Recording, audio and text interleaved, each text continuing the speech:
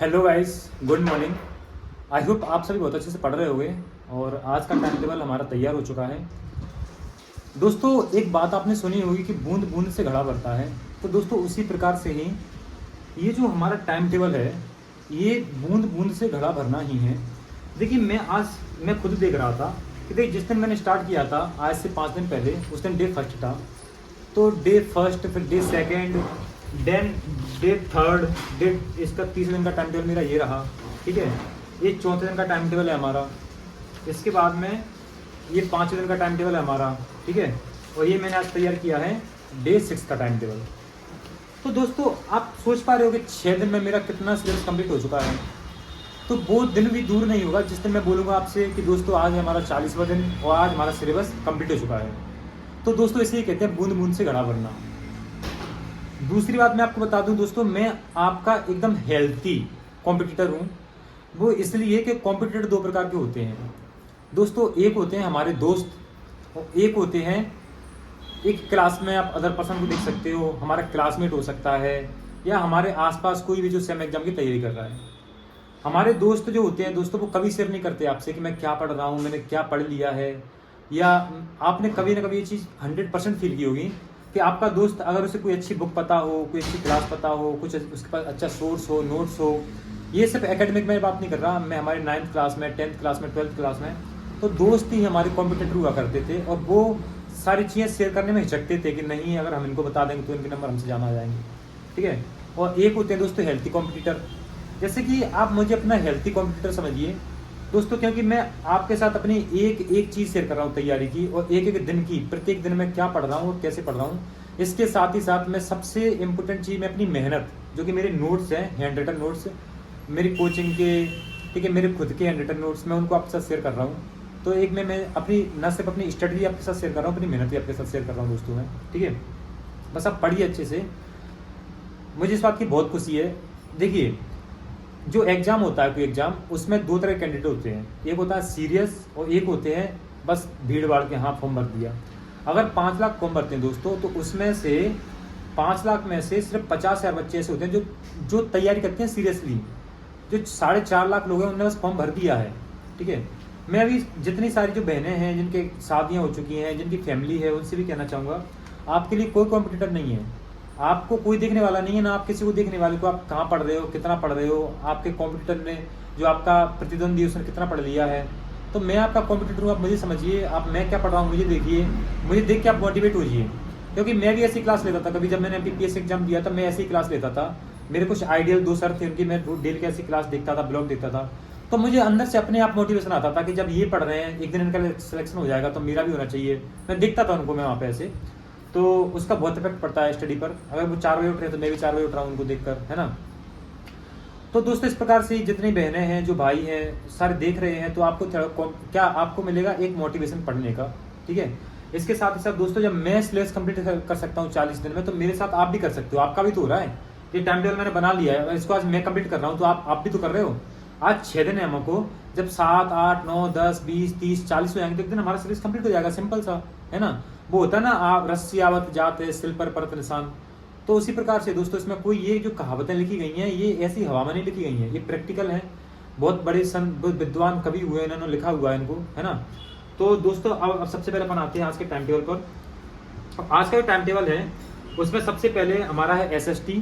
ठीक है, SST में आज भारतीय जलवायु नियंत्रण, भारतीय मानसून का आगमन एवं वापसी। मानसून का समय भी चल ही रहा है, इस टॉपिक को तो आप और अच्छे से समझ पाओगे कि मानसून का कब आगमन हो रहा है, कब वापसी हो रही है, कहाँ से आ रहा है, अरब सागर से कौन सी शाखा वर्षा कर रही है, बंगाली खाड़ी से जो घटा आती है, शाखा आती है, वो कहाँ पर वर्षा करती है। ठीक है, बहुत सारी चीज़ें।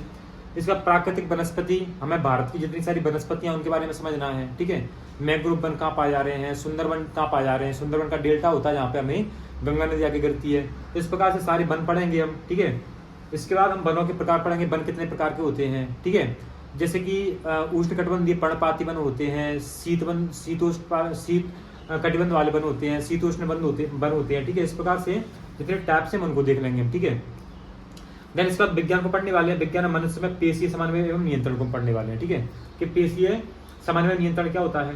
इसके बाद हम मैथ को पढ़ने वाले हैं। मैथ में अपरिमेय संख्या, वास्तविक संख्या एवं उनके दशमलव प्रसार, यानी वास्तविक संख्याओं का दशमलव प्रसार कितना होता है। संख्या रेखा पर वास्तविक संख्याओं का निरूपण हम समझेंगे, वास्तविक संख्याओं पर संक्रिया समझेंगे हम, ठीक है। तो इतना सिलेबस मैंने मैथ का ले लिया है दोस्तों। मैथ का हमने जो यूनिट अपनी यूनिट 7 है, इसको हमने आधा कंप्लीट कर लिया है। यूनिट 7 को हम 6 दिन में आधा कंप्लीट कर चुके हैं, और मुझे लगता है 4-5 दिन में हम यूनिट 7 कंप्लीट कर देंगे। तो आप देख रहे हो कि हम धीरे धीरे करके हमने यूनिट 7 को कंप्लीट कर लिया है। और जो लोग से वीडियो को देख रहे होंगे ना, वो वीडियो देखते ही रहेंगे, ठीक है। वो सब वीडियो को देखेंगे और देखने के बाद चले जाएंगे, उनका कभी कुछ नहीं हो पाएगा, ठीक है। क्योंकि जब आज नहीं पढ़ रहे तो कल नहीं पढ़ेंगे, परसों नहीं पढ़ेंगे, ऐसे ऐसे धीरे धीरे दिन निकलते जाएंगे। और क्या है, सिलेबस क्या होता जाएगा, टाइम कम होता जाएगा, फिर लास्ट में अगर तो टाइम बचा ही नहीं है, पढ़ ही नहीं पाएंगे वो, ठीक है। इसलिए यही सही काम है तैयारी स्टार्ट करने का, शुरू करने का। तो पढ़िए, स्टार्ट कीजिए। हिंदी में विशेषण और क्रिया विशेषण पढ़ने वाले हैं हम आज, और अंग्रेजी में ट्रांसफॉर्मेशन ऑफ सेंटेंस, यानी कि सेंटेंस का ट्रांसफॉर्मेशन, जैसे कि अफर्मेटिव को नेगेटिव में बनाना है, नेगेटिव को इंट्रोगेटिव में बनाना है, या प्रेजेंट इंडेफिनिट को प्रेजेंट कंटिन्यूअस में कन्वर्ट करना है, तो इसको क्या बोलते हैं, ट्रांसफॉर्मेशन ऑफ सेंटेंस बोलते हैं। That's it. Okay okay, time table पे अपनाते हैं। इसमें SST, इसके लिए मैं बहुत प्यारे नोट्स मेरे पास हैं, उनसे पढ़ने वाला हूँ, मैं क्लास भी लेने वाला हूँ। तो सबसे पहले मैं तैयार करता हूँ भारत की जो वनस्पति है उसको, भारत की जलवायु को, ठीक है दोस्तों। तो सबसे पहले दिखाता हूँ आपको, ये मेरा नोट्स है, इसमें देखिए भारत की वनस्पति ये टॉपिक है, ठीक है। बहुत प्यारा नोट्स है ये, क्योंकि इसमें कंटेंट की कमी नहीं है। इसलिए आपने इसको पढ़ लिया, यानी कि आपने सब कुछ पढ़ लिया, आपको एक शब्द कहीं से नहीं पढ़ना है, ठीक है। दूसरा ये जलवायु के चैप्टर, ठीक है, आप देख सकते हो यहाँ पे जलवायु। तो सबसे पहले मैं इसको पढ़ता हूँ, मैं इसको कंप्लीट करता हूँ, देन इसके बाद मैं आपको बताता हूँ कि मैं आपको क्या क्या पढ़ना है, और इसके साथ ही मैं इसके नोट्स टेलीग्राम पे सेंड कर दूंगा आपको। तो पहले कंप्लीट करते हैं इस टॉपिक को। तो दोस्तों हमारा जो पहला सब्जेक्ट है वो कंप्लीट हो चुका है, जिसमें हम बात करें भारतीय जलवायु की। तो भारतीय जलवायु कैसी है, मानसूनी जलवायु है। भारतीय जलवायु को हम 2 टाइप्स में डिवाइड करते हैं, ठीक है। एक होता है शीतकालीन और एक होता है ग्रीष्मकालीन जलवायु। शीतकालीन मानसून कह सकते हैं इसको, ग्रीष्मकालीन मानसून। देखिए दोस्तों, आपको पता है जनवरी में बारिश होती है ना, जनवरी में भी बारिश होती है, दिसंबर में बारिश होती है। ये बारिश कहाँ से होती है, इसको बोलते हैं शीतकालीन मानसून। ये जो मानसूनी पवनें होती हैं, ये आती हैं उत्तर पूर्व से आती हैं, यानी कि हिमालय साइड से आती है। हिमालय साइड से आके अपने क्या भाता वर्षा करती हैं। और एक होता है ग्रीष्मकालीन, जो कि भी चल रहा है, जून से सितंबर तक चलेगा। इसमें जो शाखा 2 शाखाएं आती हैं, एक होती है अरब सागर से, एक बंगाली खाड़ी से, ठीक है।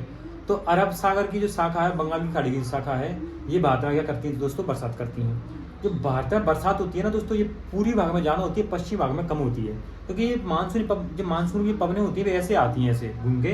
तो जितनी बारिश होती है वो पूर्व भाग में कर देती हैं, और बच्ची कुछ बारिश से पश्चिम भाग में करती हैं। इसलिए आपको पता होगा, जैसे कि राजस्थान है सबसे पश्चिमी भाग में है, इसलिए तो राजस्थान में क्या है, वर्षा बहुत कम होती है, वहाँ पर रेगिस्तान है, इसका यही कारण है दोस्तों। देन इसके बाद मैंने पढ़ा वनों को। तो वन के अगर हम प्रकार देखते हैं तो वन क्या होते हैं, जो एक तो होते हैं पर्णपाती वन, सदाबहार, एक होते हैं सदाबहार वन, एक होते हैं मानसूनी पर्णपाती वन, ठीक है। तो सदाबहार वन क्या होंगे, जो हमेशा हरे भरे रहते हैं। पर्णपाती वन क्या होते हैं, जैसे कि मानसूनी पर्णपाती वन, जैसे कि अभी मानसून आया तो क्या है, सारे पेड़ पौधे हरे भरे हो जाते हैं, खासकर अपने MP में तो यही पर्णपाती वन ही पाए जाते हैं। और जैसे ग्रीष्म ऋतु आती है तो सभी जो पेड़ होते हैं अपने पत्ते क्या कर देते हैं, छोड़ देते हैं, वो है ना।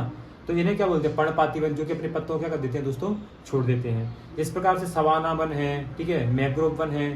तो जितने भी मैंने वन और जलवायु के नोट्स हैं, इनको मैं आपको सेंड कर दूंगा टेलीग्राम पे, यहाँ से आप इनको पढ़ लीजिए। देन इसके बाद आपको क्या लगाना है, MCQ लगाना है, ठीक है दोस्तों।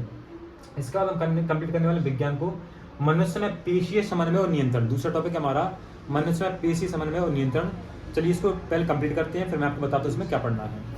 चलिए दोस्तों, तो अभी हमने अपना सेकंड सब्जेक्ट जो विज्ञान है कंप्लीट कर लिया है दोस्तों। इसमें आपको ये पढ़ना है मनुष्य में पेशीय समन्वय और नियंत्रण। इसके लिए बहुत अच्छी क्लास मैंने अभी ली है, और मैं आपको शेयर कर रहा हूँ टेलीग्राम पर दोस्तों। भले ही मेरे पास नोट्स हैं, आप ध्यान रखना इस बात का, इसके बाद ही मैं क्लास लेता हूँ, मैं कहीं ना कहीं से कुछ नया कुछ नया सीखने को मिले। इसके साथ ही साथ मैं खुद के नोट्स ही बना रहा हूँ। भले ही मेरे पास नोट्स हैं, पर मैं एक शॉर्ट नोट्स बना रहा हूँ सिर्फ MP टेट वर्क 3 एग्जाम के लिए। क्यों, आज हम पढ़ रहे हैं, हमने डे 1 पढ़ा, सेकंड पढ़ा, थर्ड पढ़ा, 40 दिन पढ़ेंगे, फिर रिवीजन कहाँ से करेंगे हम। आज हम पढ़ते जा रहे हैं, पता नहीं कहाँ से पढ़ लिया, क्या पढ़ लिया, कोई क्लास ले ली। अब जब एग्जाम आएगा तो मैं रिवीजन भी तो करना होगा ना। अभी हम रिवीजन भी करेंगे, हो सकता है 5, 6, 10 दिन डेट बढ़ जाए एग्जाम की, और मुझे लगता है बढ़ी जाएगी, उस टाइम हम रिवीजन भी तो करेंगे अपना। तो रिवीजन करने के लिए नोट्स तो होना चाहिए। तो जैसे आप क्लास ले रहे हो ना यूट्यूब पे, साथ में साथ क्लास को पॉज करके उसके खुद के नोट्स ही बनाओ आप। मैं खुद बनाता हूँ, मेरे पास इतने नोट्स हैं, तब भी मैं एक शॉर्ट नोट फ्री बना रहा हूँ, है ना दोस्तों। तो पेशीय समन्वय नियंत्रण में क्या करना है आप लोगों को दोस्तों, ऐसे मस्तिष्क है, मस्तिष्क से पीछे मेरुरज्जु जुड़ा हुआ है, मेरुरज्जु, और मेरुरज्जु जो पीछे आके पूरे जो नर्व सिस्टम पूरे शरीर में भी तंत्रिका फैली हुई है उनसे कनेक्टेड है। तो जैसे ही अपन को यहाँ पे हिट हुआ तो यहाँ से सिग्नल कहाँ जाता है, माइंड पे जाता है। अपन को पलक झपकाना है, हालांकि पलक झपकाना अनैच्छिक क्रिया है, ऐच्छिक नहीं है ये। कुछ ऐच्छिक क्रिया क्या होती हैं, जैसे कि मान के चलो अभी हम बैठे हैं, अभी मुझे अपना हाथ उठाना है, हाथ नीचे रखना है, तो कार्य क्या कर रही है, पेशियां, पर संकेत कौन दे रहा है, माइंड है ना।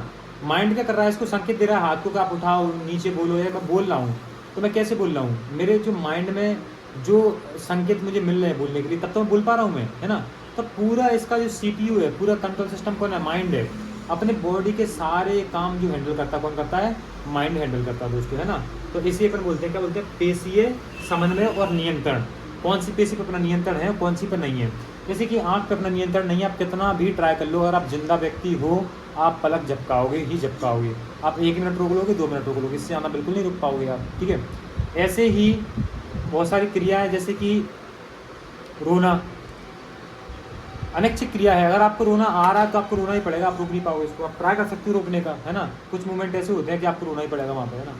तो इस प्रकार से अब जैसे पैदल चलना, उठना, बैठना, तो ये हमारी अच्छी क्रिया है। जैसे मुझे अपना नहीं उठाऊँ तो नहीं उठाना, मैं 2 दिन नहीं उठाऊंगा मैं, ठीक है, भले फिर कुछ भी हो, तो एक ऐसी क्रिया हो जाएगी, ये अच्छी क्रिया हो जाएगी। तो दोस्तों अभी दूसरा कंप्लीट करने के बाद में इसकी क्लास में आपको सेंड कर रहा हूँ टेलीग्राम पे।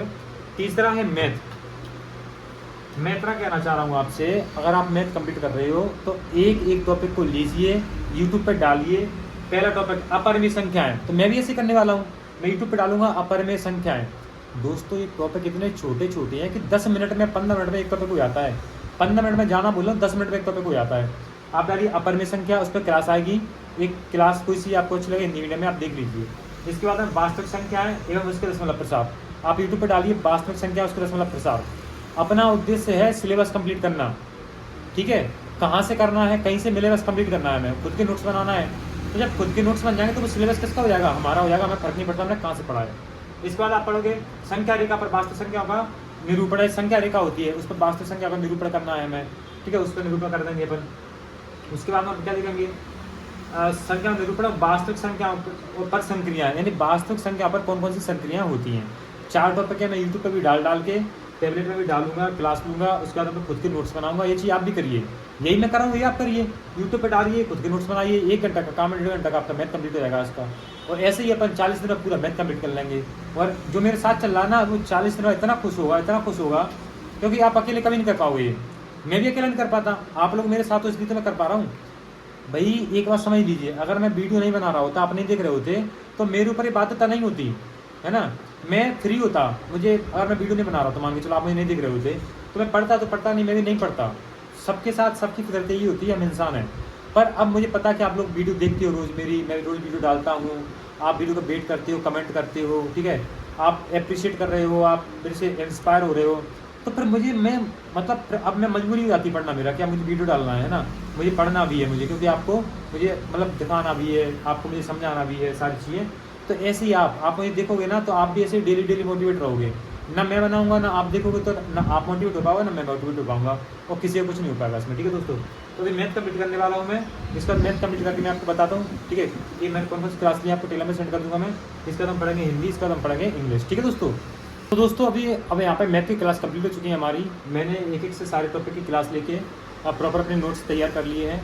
इसके बाद आपको दोस्तों क्या करना है, ऐसी क्लास लेना है, नोट्स तैयार करना है दोस्तों, ठीक है। इसके बाद अभी हम पढ़ने वाले हैं हिंदी से विशेषण और क्रिया विशेषण। हिंदी से विशेषण और क्रिया विशेषण मैं लूसेंट प्रीफर कर रहा हूँ, आप भी लूसेंट से पढ़िए इसको। तो लूसेंट में बहुत अच्छा और बहुत डिटेल में दिया हुआ है दोस्तों, ठीक है। और इसके बाद मैं पढ़ने वाला हूँ अंग्रेजी, ठीक है। तो पहले मैं कंप्लीट करता हूँ हिंदी को, फिर हम पढ़ते हैं अंग्रेजी को, ठीक है दोस्तों।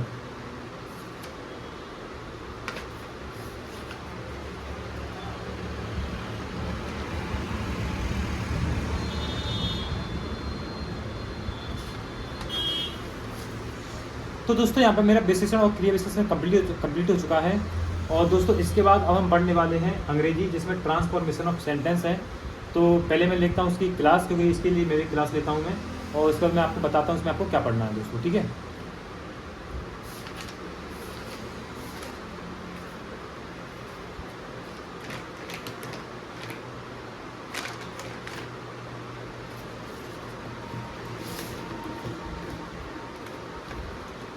तो दोस्तों अभी यहाँ पे हमारा अंग्रेजी कंप्लीट हो चुका है, और इसके लिए मैंने ये नीतू मैम की बुक है, इससे मैंने पढ़ा हुआ है।